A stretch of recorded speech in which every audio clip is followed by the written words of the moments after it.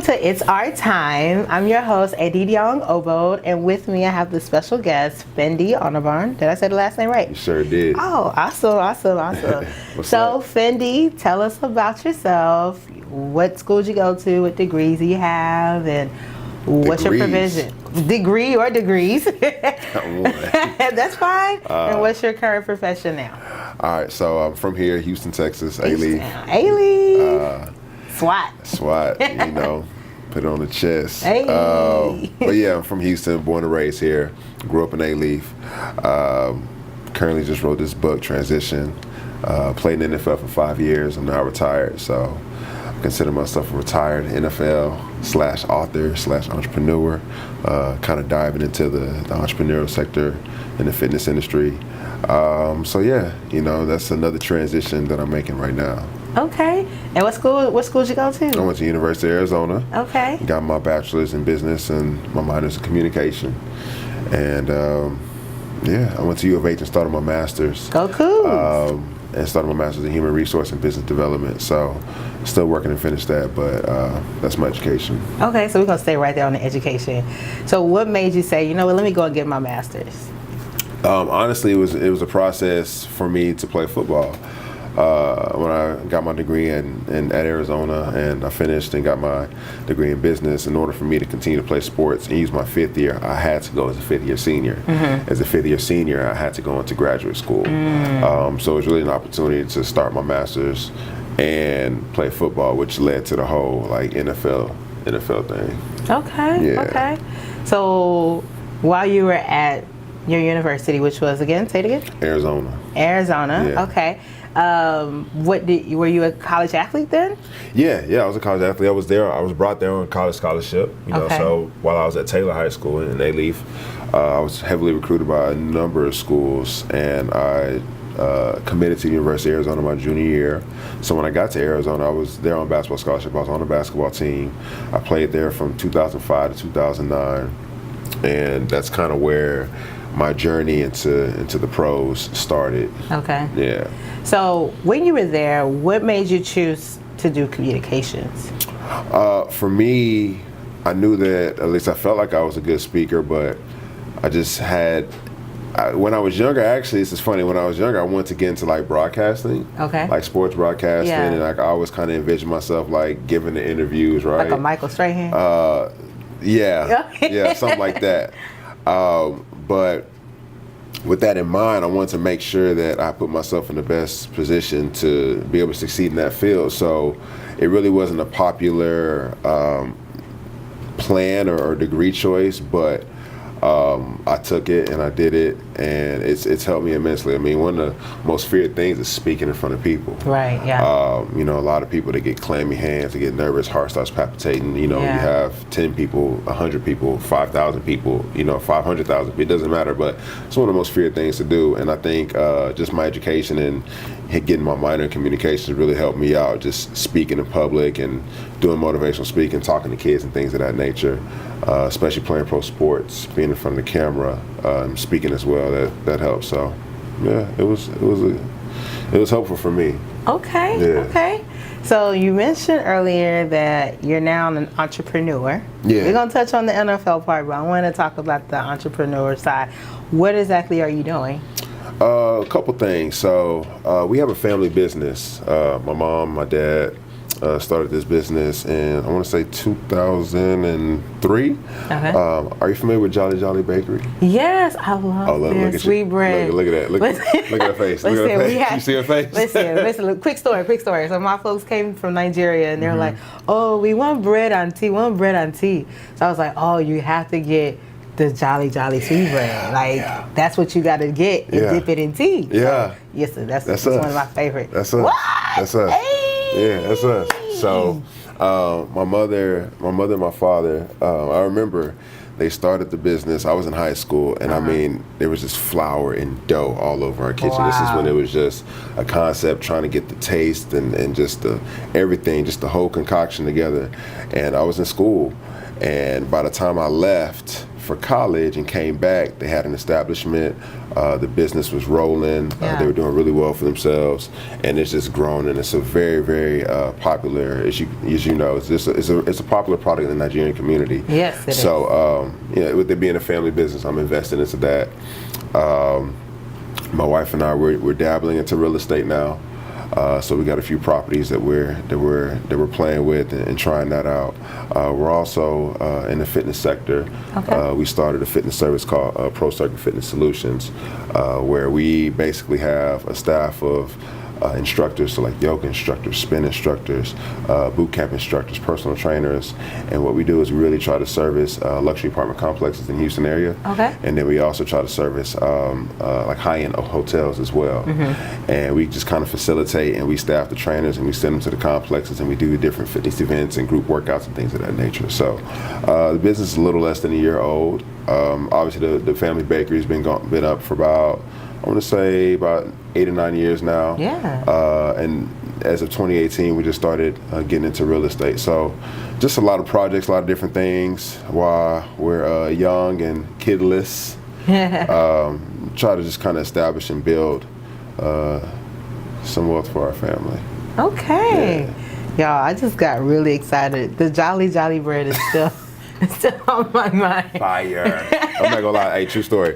I went by the bakery the other day just to kind of check on some things, and I really try to go, I'm in the fitness, right? I work out a lot. Hey, right. So I gotta watch my carbs and my calories, but it's like when you go there, it's just like your mind just goes your mind somewhere just you're like, just what fitness, right? Like what fitness? What health? So my mom, she's like, you want a loaf? And I was like, I'm trying to watch, trying to stay clean. I said, man, let me get a loaf.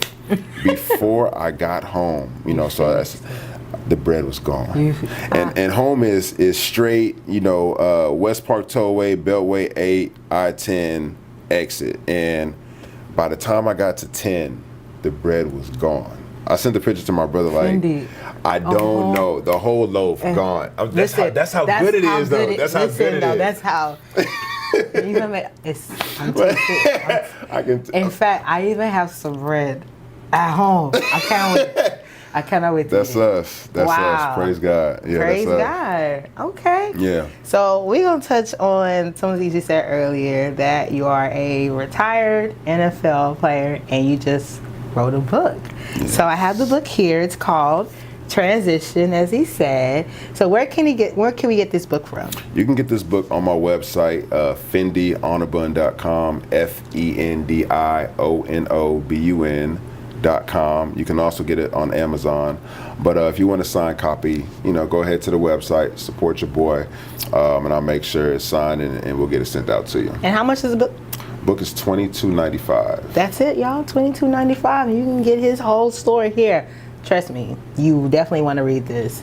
So, tell us a little bit about your book. How long did it take you to write this book? It took me a while, Diddy. Took me a while, about 7 years. And I started when I started this project, I really didn't know what I wanted to do with it. I knew that what I was experiencing, what I was going through as far as being a basketball player and then switching sports to football, with the lack of football experience, I knew it was something that just, it wasn't a popular thing. And I was like, man, if this actually really happens, this would be crazy. So I was kind of journaling everything that was going on, because I wanted to make a movie out of it. That was my vision, for it to be a movie. So when I really decided, okay, I'm gonna make the transition and switch sports, and I started journaling everything I was experiencing, because I played basketball my entire life, ever since I was a little boy. And then I'm 20, 21, 22 years old, and all of a sudden I'm deciding to switch sports, and not only switch sports and try to play at the highest level that the world has to offer. That's crazy. By the grace of God, I was athletically gifted, so I was able to make that transition. But just like the learning curve, you're on the court in one sport, you're on the field in another, you're shooting and, dribbling and passing, you're catching, running and tackling in another sport. So I just kind of wanted to chronicle that in that process and let the reader really feel what I was going through with the underlying of my childhood as well that I talk about. Okay. So we're going to go on a quick break. We're going to come back. He's going to tell us a little bit more about transition and how it was to be in the NFL. So stay tuned.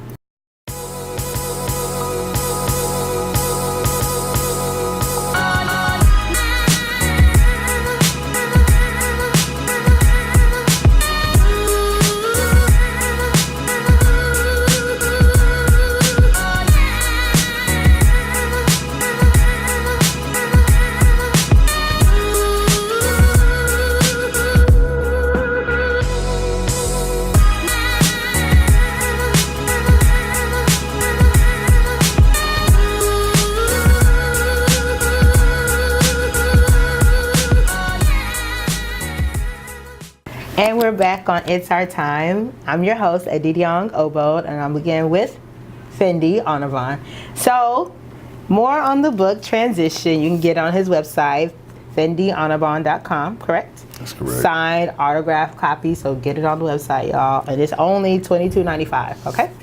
So, let's talk about your childhood. So you mentioned it a little bit in the book. I don't want to get everything away because we do want you to get the book, y'all. It's kind of juicy though, I'm not gonna lie.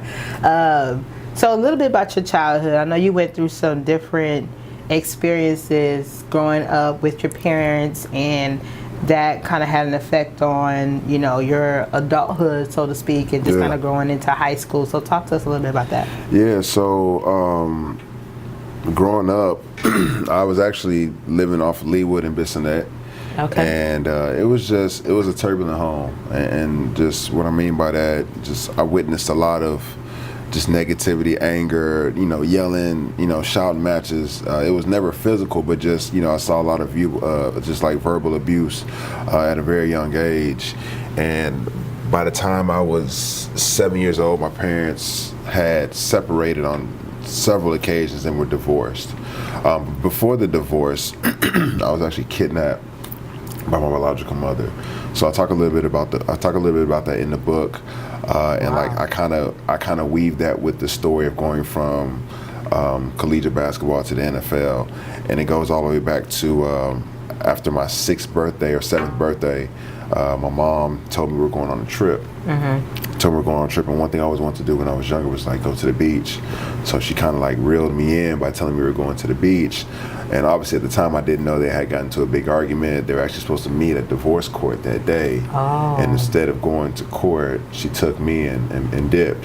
Wow. And next thing I know, we're on a Greyhound to Las Vegas, Nevada. And again, as you read throughout the book, I don't know where we're going, right? Like I'm thinking we're going to the beach, but as we hit that Greyhound and we ended up in the desert somewhere, it clearly wasn't the beach. I was separated from my dad for about 4 months. I was homeless. Had a gun pulled on me. I was in Child Protective Services. It was a lot that I endured. And looking back, I mean, obviously, like when I was going through it, I really didn't understand the magnitude of what I was experiencing. I just knew that I wanted to get back home, and I wanted to get back to my dad. And you know, thank God for my father, James Onobun. Man, he saved my life. He wiped out his entire 401k, hired private eyes and investigators to find me. And you know, in most situations, man, you don't know if a father's going to go through that extent to get his child back. You know, most dads would be like, oh, he's with his mom, he'll be all right. But that wasn't acceptable for my father. So just by him doing what he did and the action that he took to save me throughout that process, it changed the trajectory of my life. Right. And that's kind of how sports came into play. Just to kind of help me with, you know, with the trauma that I experienced. He put me in sports. He put me in tennis. He put me in basketball. He put me in soccer. He put me in track, just to kind of keep me busy, so that I really wouldn't think about everything I was experiencing. So yeah, man. I mean, everybody has a story, and for a long time, it was really difficult for me to share this and talk about this. I think that's also why it took me so long to write the book. Right. Because I really wasn't comfortable expressing that part of my life. But what I realized as I was writing it and as I was adding it to the book, it became very therapeutic for me. Yeah. I got a lot of peace with it. And also, you know, there's a lot of kids who are dealing with similar situations. Right. And sometimes, you know, I feel like things don't happen to us. but they happen for us, right? So we can like tell our story and possibly help somebody else in it. You know what I mean? Yeah. So it's bigger than me, and that's really what motivated me to really just open up about that part of my life. Yeah. Wow. So y'all, I actually went to high school with Fendi, and when I was in high school with Fendi, he was one of those all-star type of players. So you just knew that Fendi, he's going to the NFL, or he's going to NBA. So it didn't surprise me that he got a full ride to Arizona. Yeah. So talk to us about going to Arizona. Like, was it a culture shock for you, or? Man, it was a big culture shock. You know, coming out of A-Leaf, I think the district is probably 80 to 90% African American. Right. You're not going to a 4-year institution where there's only 3% of African American students, and of that 3%, 2% are athletes, right? So I'm in college, complete culture shock, and a black person in sight. I'm in Arizona, and it was different for me. It was like, you know, I go to these classes, sit in these huge auditoriums, and I'm literally the only black student in class, and it was just like, it was really bothersome for me. I felt like I didn't really have anybody to relate to, and just that mindset that we have, you know, being here in A-Leaf, that wasn't present in Tucson. So it took some getting used to. I really struggled my first semester, just with the course load and practice, and it's just like, as you go from each level, from elementary to middle to high, and high to college, the workload gets heavier, the expectations get a little harder. And I just think for me, with the culture shock and not being able to relate to anybody down there, it was tough. But I was able to adjust, and I was able to succeed and get my degree. But it's huge culture shock, man. Huge culture shock, for real. Wow. Yeah. So in your book, you talk about this, like, I think a lot of people go through this when they're in college. There's a transition, or there's a point in time in your life where you know you're about to graduate, and you have a certain degree, but you're still trying to figure out, like, what am I actually going to do with my degree? And especially if you don't have any internships lined up or job offers knocking at your door. So you kind of talk a little bit about that, like, transition point, right? Yeah, it's a fork in the road from you know, being the person on the yard on campus to now you got to leave into another environment, and for you that environment ended up being football. So kind of tell us a little bit about that little, I guess, that awkward moment. I know I went through that. A lot of people go through that. So tell us about that point for you. It was tough because, you know, ever since I was a little boy, I had been training myself, my mind, to play in the NBA. That was my lifelong dream ever since I was 6, 7, 8 years old. And I'm taking the necessary steps to go in that direction. And then all of a sudden I come to a crossroads where I'm weeks from graduating. You know, the season's over. You know, I'm done. You know, it's my senior year. And I'm just like, what am I going to do? Like, NBA's not knocking on my door. I had some opportunities to play professionally overseas, but I was a little nervous about that. It's not really what I wanted to do, but, you know, I would have did it had push come to shove because I wanted to play basketball. Then, you know, my father being a Nigerian, just like, you know, Fendi, what are you going to do? You know, just asking me all the time, what are you going to do? What are you going to do? And just the pressure of, like, you know, wanting to make him proud, you know, especially after what we've gone through. Right. And just the pressure of, you know, not knowing what my next step was going to be. It was tough, and I felt like I had a few options, but like the biggest crossroads was like, okay, I can pursue professional basketball, or I can really take a leap of faith and try football. And the way football came into play, I talk about it in the book. I was working out in the gym, and the head strength and conditioning football coach had approached me and told me that a scout from the NFL was asking about me, and I was like, what? Like me? Like me? you know, just like, who am I? Like, I've never played. You know what I'm saying? Like, why is he looking at me? He just said he liked your size, he liked your build. And then he invited me to come out and do like a training. It's called the Pro Day. Okay. So I'm like, what? And then I was a little nervous because I was like, well, coach, I've never played football. He's like, can you run? I said, yeah. He said, can you jump? I said, yeah. He said, can you catch a ball? I said, yes. He said, that's all you got to do. Obviously, it's a little more than that, but that's how he simplified it for me. So I was like, all right, what the heck? Give it a shot. So I did the Pro Day. And again, I don't want to get the whole book up, but I did the Pro Day, and that's kind of what ignited the whole like football chase. Like, okay, this can really be a thing. Like, this can really happen. And then that's when I made a decision. I said, you know what? I'm gonna give this a shot. I'm gonna take a risk. I'm gonna invest in myself, and I'm gonna see where this thing can take me. Because I don't want to look back and be like, man, I wonder where my life would be had I just did. Right. You know, so I took that risk and I took that shot, and investment paid tenfold. Investment paid tenfold, y'all. So let's talk about an investment, how you cashed in on the investment, where you are now transitioning into becoming an NFL pro as a tight end, right? Yeah, tight end. So talk about that, because you know you have to. FBI, I see your football intelligence. Listen, if you don't know, I'm a football fan, you know, so I do know a little bit about, you know, some of the plays and stuff.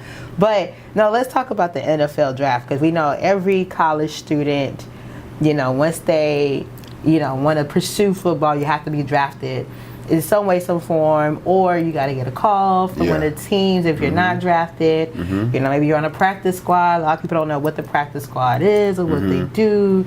You know, so tell us about your NFL experience. So when I finished my year at Houston, what I realized, it wasn't like I wasn't that guy that had like all the stats and like all the touchdowns. And what Houston was for me was just a year of experience to learn the game, to understand the game, to like really catch up on a learning curve. I think I had like 2 catches for 33 yards, 35 yards, something like that, a touchdown. I did some things on special teams, blocked some kicks, things of that nature. But what was my Super Bowl for the pros was my Pro Day the second time. So when I did it the second time, I now knew what to expect. Right. I had a year of football under my belt. Right. And then it was just a different vibe that time around. Like, you know, obviously there were no agents coming around the first time. I didn't really know what I was doing.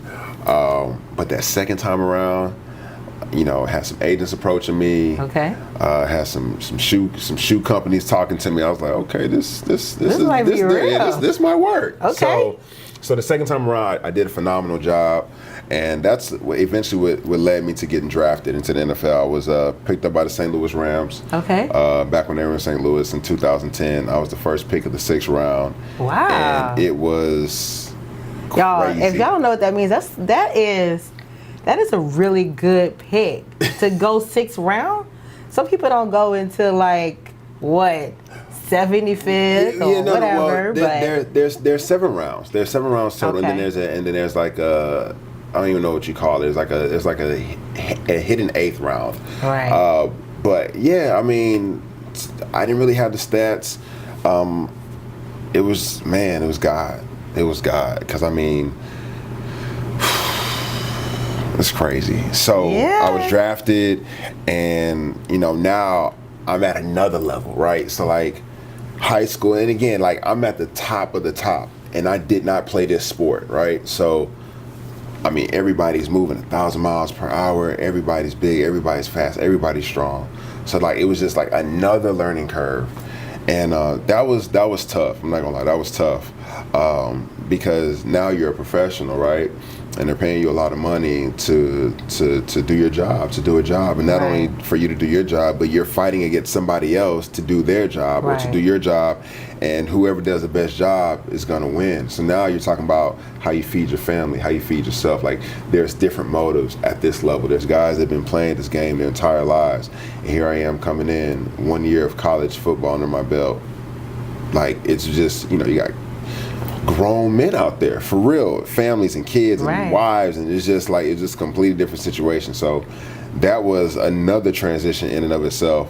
But you know, being a rookie, just kind of watching the veterans and see how they take care of their bodies and what they did as professionals, I really felt like I grew a lot. In that year, I got a chance to play a little bit. The team, I made the 53-man roster. I made the team, and I got a chance to play. Had my first catch against the Washington Redskins. I'll never forget it. I ran the 5-yard out. Sam Bradford, you know, quick out to me, caught the ball, and made a play, man. And it was just under those lights, you know, 67, 80,000 fans. It was just something I'll never forget. Wow. Yeah. So, you know, I have to ask this question. You and Martellus, Yeah. I played on the same basketball team in high school. Yeah. Did you ever like play against him in football? We actually played on the same team. Ah, okay. Yeah. So we were on the same team in Chicago in 2013. How was that? That was crazy. It was cool. It's just like, you know, we used to we went to high school. Actually, at one point, Cheta Azugwu, Yeah. Martellus, and myself were all on the Chicago Bears, and all three of us went to Ailey Taylor High School. Wow. So that was pretty cool. But yeah, man, I mean, especially him, like he played football, like he played, like he was, you know what I'm saying? So when I was out there in Chicago, you know, he helped me out a lot, looked out for me, taught me a lot of things. We spent a lot of time together. I remember when he had just got there, so he had just bought his house, and he's like, "Man, this is crazy, man! This like we crazy. was like You were just in staying in an apartment together, you know what I mean? Now, like, you know, got this house, and it was cool, man. It was a different dynamic because he was like the veteran, Right. so he had the years under his belt. He knew the game, so it was like even though we were the same age, it was almost like he was like the senior, right? Yeah. But I mean, it was cool, man. He looked out. You know, he did a good job while he was out there, and it was something pretty surreal, man. To say, hey, man, we played high school ball together. We're now playing in the pros together. It's pretty dope. Okay. Yeah. So y'all, we are out of time. I'm gonna ask one quick question. What is something that you love to do, hobby-wise? Ooh, man. Something I really enjoy doing is bowling. I really enjoy bowling. Bowling. I love to bowl. You out here bowling 300? I'm out here bowling like 2. Okay. I like to bowl. I like to, you know, if eating is a hobby, but I'm a real big foodie. Okay. Real big foodie, man. I mean, with your size, I love trying. I'm quite sure. New, cool, hip restaurants. I love trying all different types of food from all around the world. Like again, I don't know, like eating is really like a hobby, but I'm a big foodie, so. Okay. Yeah. All right. Well, thank you guys for watching this episode with our special guest, Fendi Onobun. Again, if you want to get his book, Transition, find it on FendiOnobun.com.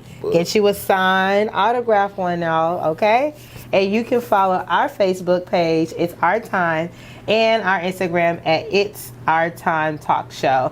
Again, thank you so much, Fendi. Thank you. And I will see you guys on the next episode.